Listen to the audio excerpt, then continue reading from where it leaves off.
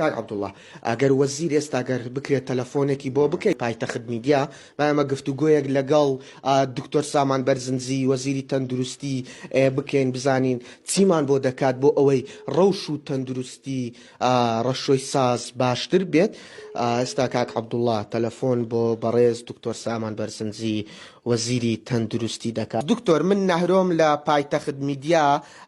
چیمان بۆ دەکەیت بۆ تەندروستی ڕەشاد زیرەک مام ڕەشۆی ساز کە ئێستا حەوت مانگە لە نێو جێگەدا کەوتۆ تووشی جەڵتەی مێشک بووە؟ زۆر بەداخەوە دیارە ماوە پێشتا کاک عەبدوڵڵا لێی باس کردم بەڕاستی دیارە کاک عەبدوڵڵا لە ڕووی مرۆڤایەتیەوە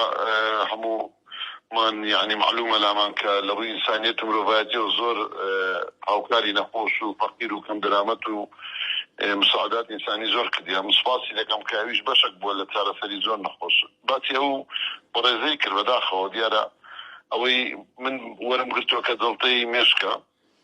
إن شاء الله سلامت دەبیت ئەمن ناظرم تقریر طبی و ئەوراقانی ببینین چی پێویست بیت و ئەوەی پێمان بکرێت تەقسیرینە ناکەین إن شاء الله و هەرچی پێویست بیت ئەمە وەکو حکوومەت ئامادەینە